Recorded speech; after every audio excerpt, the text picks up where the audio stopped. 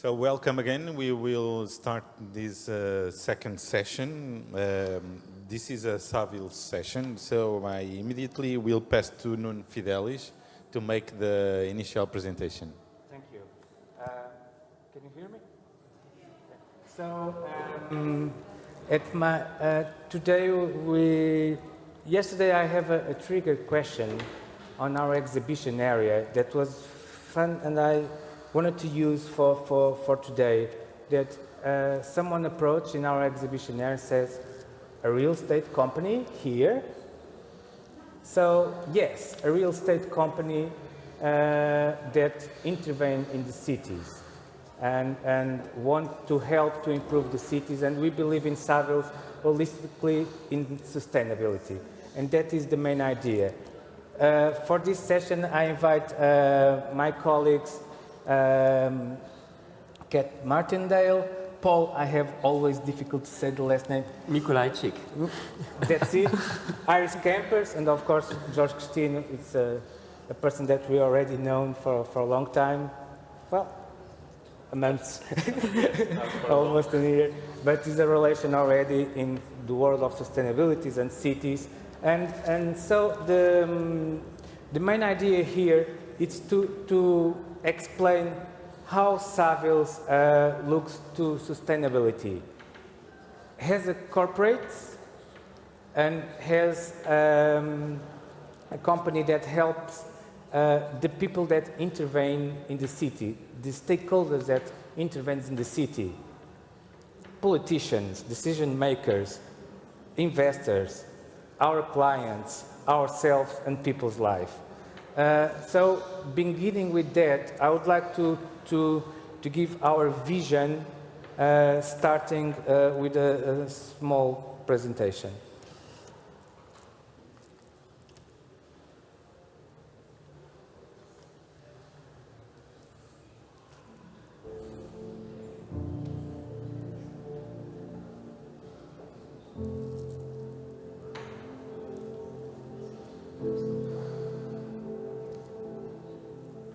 We spend 90% of our life inside buildings. And some of them are almost an extension of ourselves. We know them like the palm of our hand.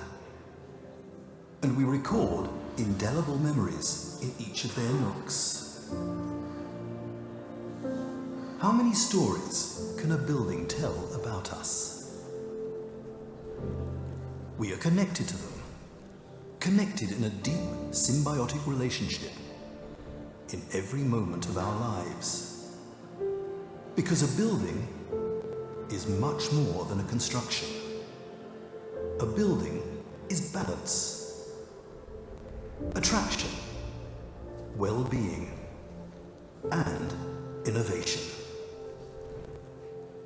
How many stories can a building tell about us? We are born, grow up, and live inside buildings, houses, offices, residential structures. We look for sustainability and perfect synergy in a relationship of mutual appreciation. Time goes by, life changes, and buildings change with us. They are expanded, rebuilt, reinvented, and we continue to fill them with memories, confess ourselves to their walls, and write within them a lot of who we are.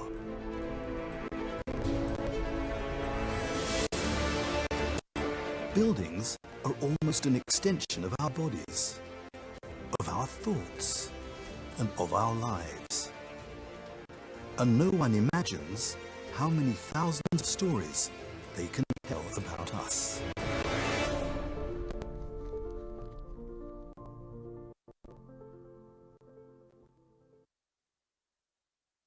And now talking about sustainability cities where the buildings are. So why it's important to talk about sustainability cities?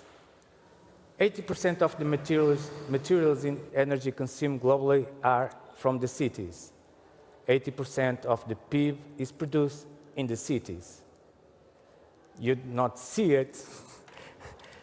70% of CO2 emissions comes from cities. And at this moment, 55% of the world's population lives in urban centers, but until 2015 will be 70%. So the cities are one of the things that we have to resolve to have a better planet.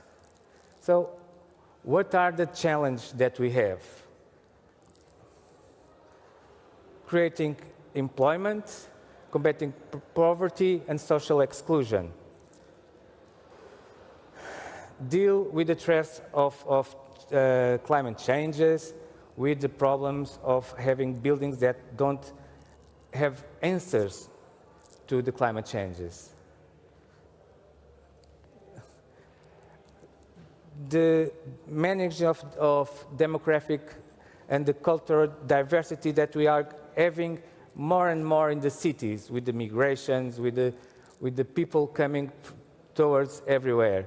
We don't see now it, but adapting the cities to the weather changes, ensuring environmental protection, reducing the ecological footprint.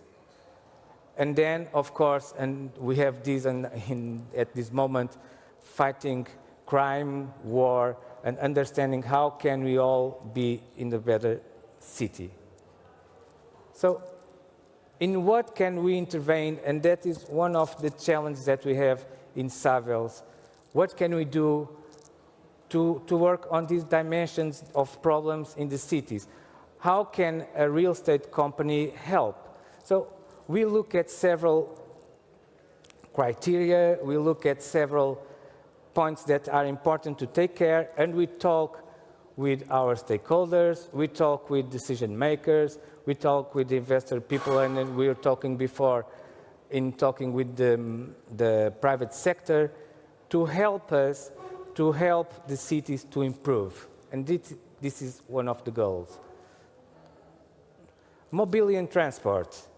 The importance of create a good network, of create solutions of transport, create solutions of the 15 minutes walk by cities. These are things that are important, and it's a challenge for the municipalities.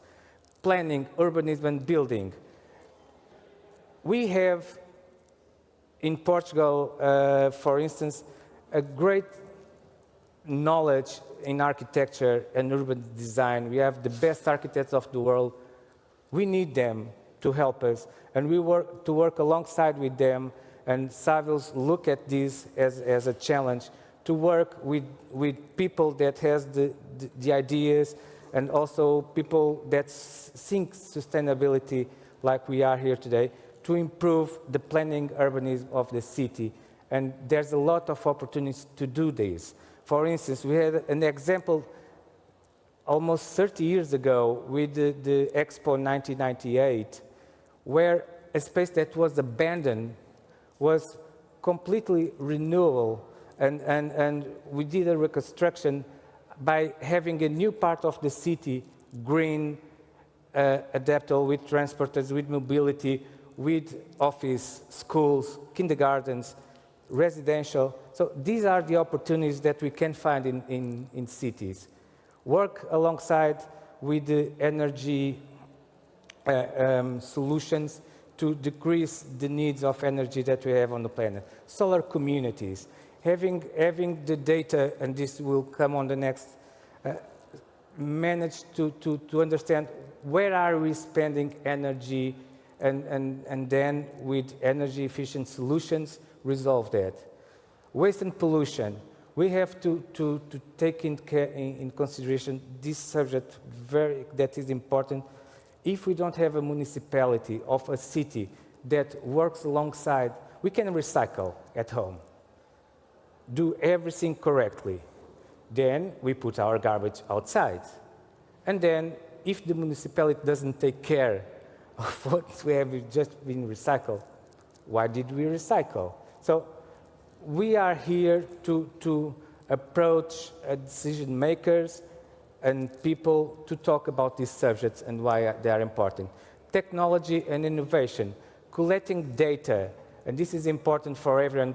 Sustainability will works and works a lot with collecting data. So the importance of collecting data to understand what can we do in the city or what are we doing in the cities is very important. Collecting data from people, listen to people. People live in the city, they can and they must have their opinion on board. And finally, governance and participation. This is the answer about the collecting data. We have to listen to people. We have to understand, and the story that I forgot her name from Zero, Susanna was saying that in Wales they listen to people about a new project. We need to do that. One of the things that we want to do in a few months is to create a survey to be presented to political decisions about how they can address to their population regarding solutions for sustainability. First of all, on their building, what for them it's important. On their neighborhood, what can be done on the neighborhood, and then in the city, what a normal person that lives in the city thinks that could be possible to change the city. This will be important, and this is a tool important for us to create sustainable cities. So, when we are talking about sustainability cities, we should consider rehabilitation. We have to stop that cities grow up for the sides. We have to rehabilitate inside. For instance, Marquês de Pombal did that in the 18th century.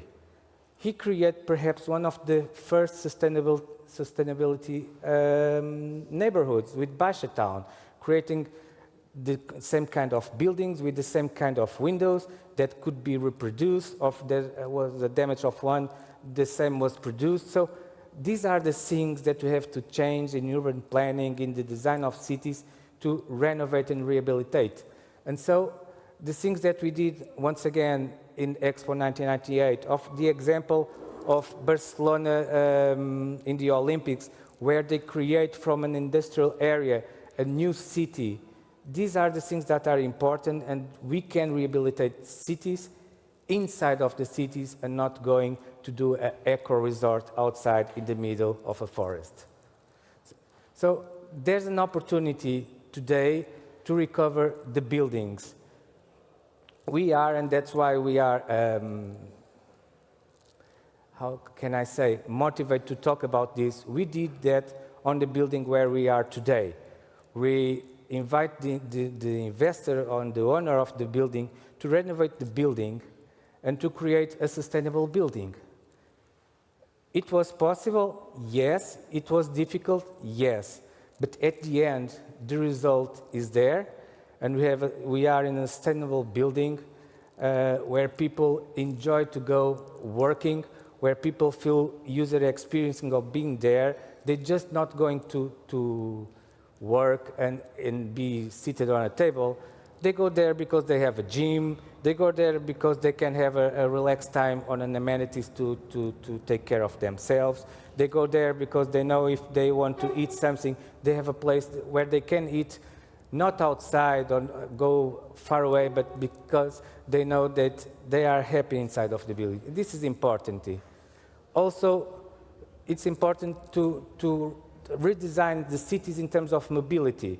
People to go to our office know that they can take a bicycle because they know that they park there their bicycles. If they are tired or if they want, they can take a shower and go upstairs working. So these are the things that we have to look more openly. This is just not create an efficient building in terms of energetics or water reduction. It's very, very important, but also give the opportunity for people to live buildings in other ways.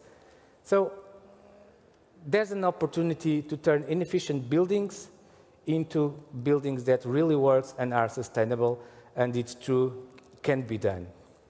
No, I will say only you run up your 10 minutes, so you have... Yes. Okay. So very quickly, I was talking about the importance of mobility and land use. And just to talk about the importance of talking about land use, we need to, with the municipalities and with the government, to understand that we just cannot just create areas that is residential, areas that suddenly are just for office or industrial or logistics. We have to make a mix-up of everything to create a city of 50 minutes walking, meaning that I can take my daughter to the school, then going to work, and then going to the supermarket, and have the possibility to create micro-cities inside of the city and not making people going from one place to another to work or to go to school. I have to go. So the objective, and to finalize this, and it's to bring the local authorities with the investors, with the stakeholders, to talk about these things, to talk about social objectives, because we have to take care of cities as a social play. We have to talk about people, and this is very important. And so having the community involvement is important to promote the sustainable goals and to create a better city for everyone, to listen to people and to work alongside with people. Thank you. Thank you, Nuno. A round of applause, please. Feel comfortable.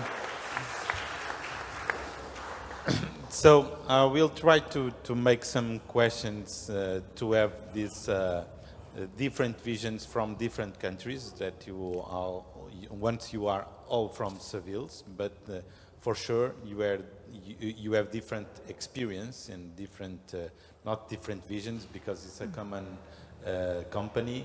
But I can start with Kate. You are from UK. Yes. It's a demand issue from the public or from the persons, or it's also a thing that you put in your offers in terms of sustainability housing? Sustainability is quite a difficult thing to pin down because it means different things to different people. It means different things to different clients in different sectors. So most of what I understand about environmental sustainability, I actually learned living in Australia. So I lived in Australia for years. So how you manage water effectively, how you use energy efficiently, that came, and recycling came from my experiences of living in Australia. Coming back into the UK, it's quite a different approach. And too often, for my own comfort, it comes down to what clients are willing to pay. And I really wish it wasn't that. So a lot of the conversations we have are about conveying where it might not be a financial benefit to them, but it won't at least be a loss. And that's not only in environmental sustainability, but also in social sustainability as well, which is incredibly important. Okay. I think that I can pronounce Irish or yes. Irish. Okay. I'm fine either way. Okay. You are from one of my favorite cities, Utrecht. I already went there 2 or 3 times. It's very lovely, and I like very much Utrecht. And do you think that this sustainable feeling it's not only an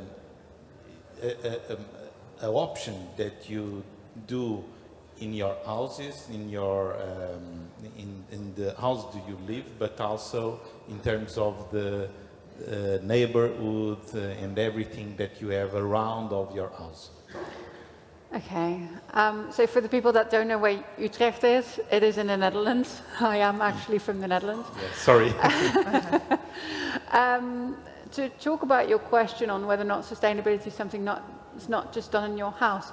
Like, I am a biologist working for a real estate company, so I usually tend to go for the bigger picture approach, and I'll do the same here. There are obviously a lot of things that come together when you truly want to transfer into a more sustainable environment. It's not just about, like, you need to think on what you can do as a person, so that is more in your house. Obviously, that's where it starts. That's also where the creativity starts and the innovation starts, because people go about their day and they do the one thing that sustainability really needs. They look about it and think, how can I make this more efficient? How can I optimize my daily routine? How can I make sure that my energy bills go down, which is a big question right now? How can I make sure that I get to work on time? And as congestion got increasingly worse in cities, more and more people were inclined to take public transport if this was made available. But that is exactly where you get into the bigger picture as well, because it's the municipalities that provide the public transport, or it's companies that provide public transport. So what I really like about working in an urban environment is that there's so many people that come together, and there's so many different ideas, and there's so many different, it's a really good breeding ground for innovation. And that is why you see that in cities, usually a lot of sustainability ideas also start, because no one wants to live in a congested sort of Hong Kong type thing where everyone has to wear a face mask because you can't breathe the air. So obviously people come together and think on these sustainability solutions.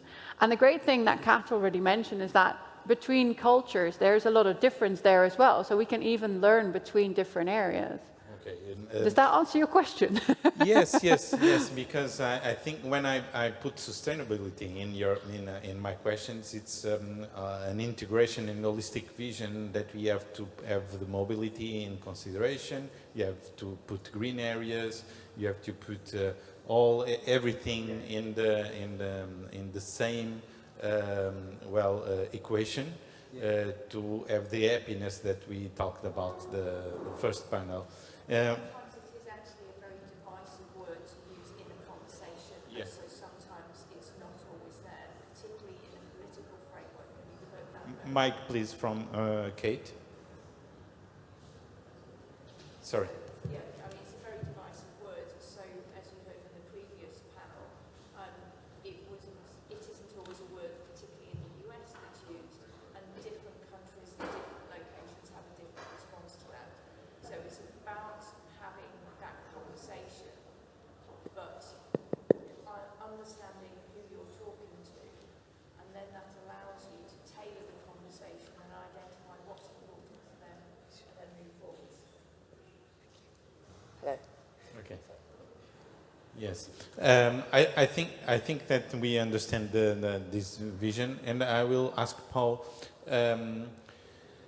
Is a type of eco-quartier that we see some projects, a project that we have to sell in terms of role model? Well, I'm from Germany, which I have to say before answering this question.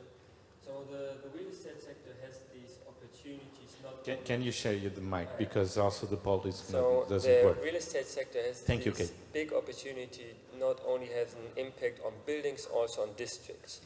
And for Germany, I could say we are in charge of supporting some district areas where are residential buildings, office buildings, kindergarten, as Nuno said, where we could have an impact not only on the environmental part, also on the social part. So there are upcoming projects, pilot projects. But looking on, and that's something also a big topic where the real estate sector has an impact is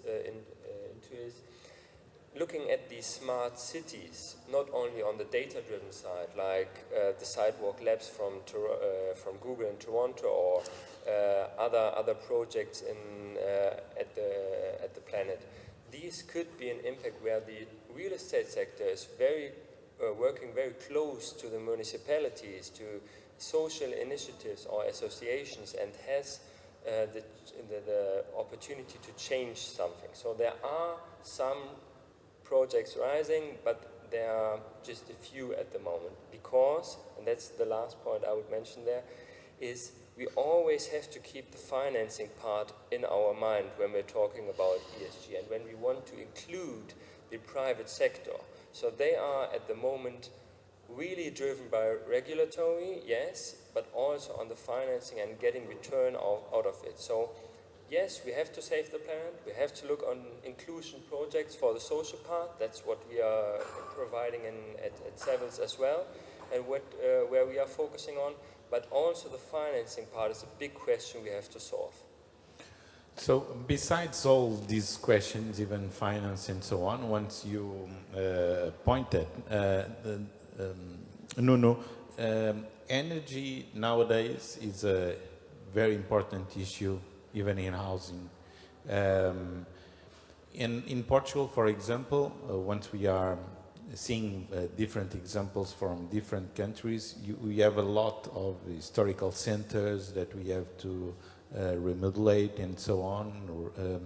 How can we have a perspective way that we have to maintain some identity at historical centers and also be energetically efficiently?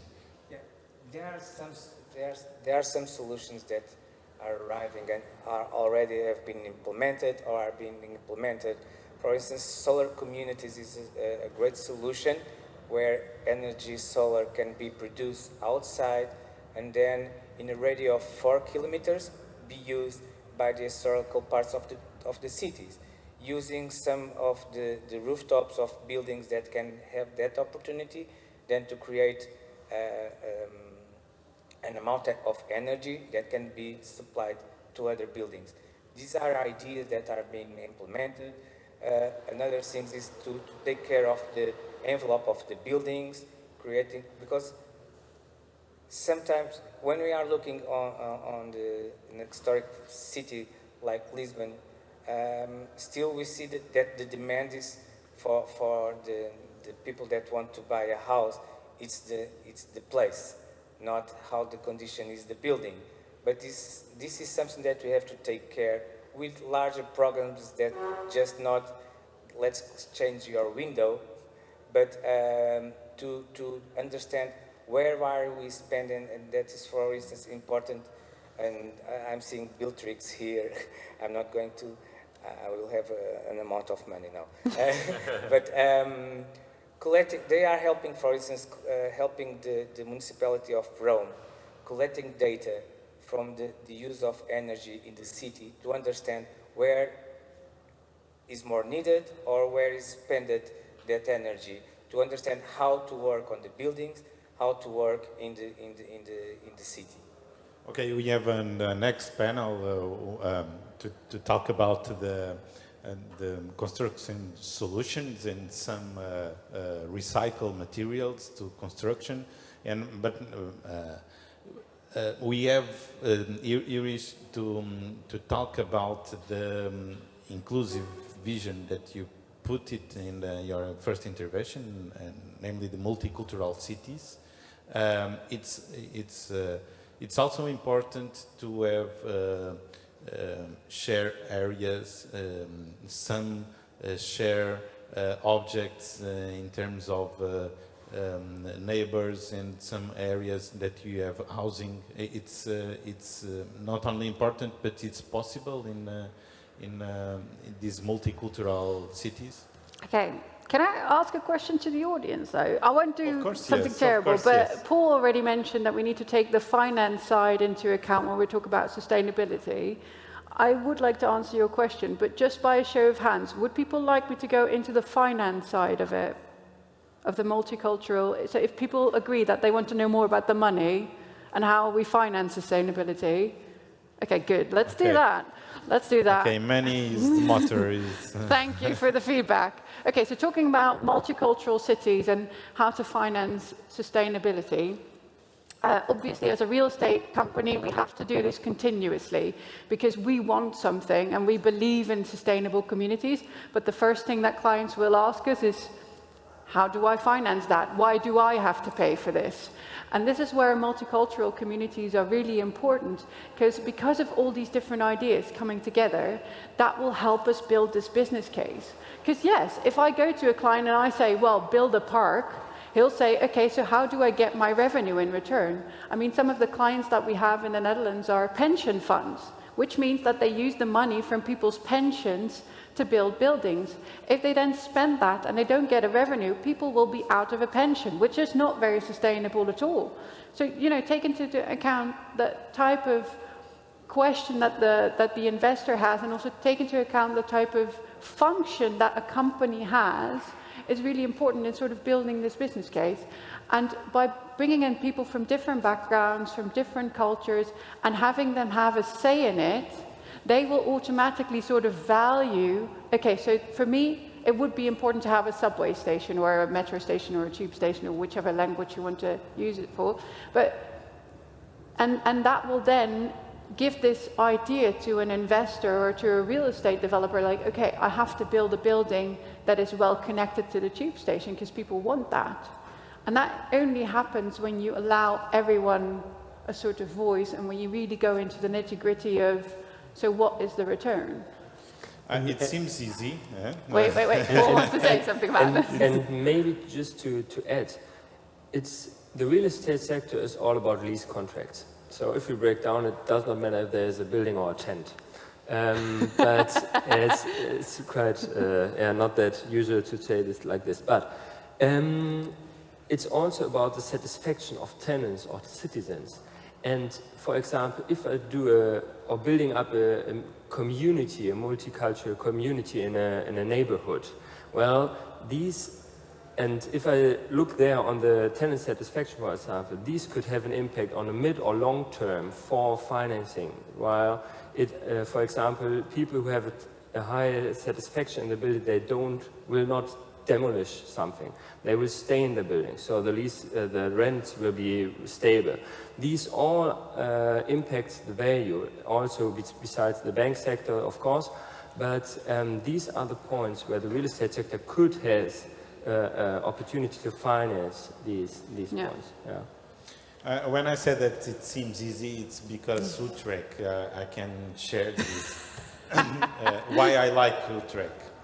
Utrecht is it's a city that, in terms of local governance, make a participation process since the beginning when we are in the project or in a public intervention.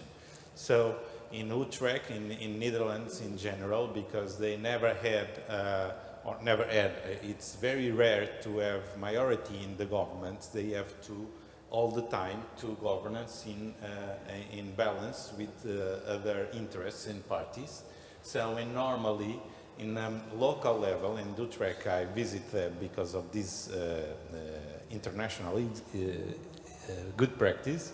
It's because all projects that are in public intervention of the local authority are participating not only with the citizens, but also in different perspectives of technical areas. Environmental engineer, civil engineer, waste engineer, architects, social area, and so on. So the project have the participation of different visions since the beginning, even with the citizens' participation. So a round of applause for Utrecht to be a good example. Oh no, don't do that, that's really awkward. And also what I think is done really well by some of the Dutch investors that we have as clients is we look at sustainability as this creative space. So, you know, thinking about the job that you have been doing, for example, I used to work at an engineering company and we had engineers that have been doing the same job for 15 years, 30 years. And sustainability really is about looking at that process again with fresh eyes, looking at it creatively. How can I make this better? How can I give back? And I've not run into a single person since coming to Savills that said, well, I actually enjoy destroying the planet. So everyone wants to sort of give back to that. And if you then allow them that space to be creative about it and to think on it, then great solutions will come. Okay, thank you. Round of applause for everyone. I think that we have to finish this panel. Thank you for Savills for this moment. I think that is very important to have also sustainability vision in terms of housing in the real estate market. So once again, thank you for your participation. Thank you.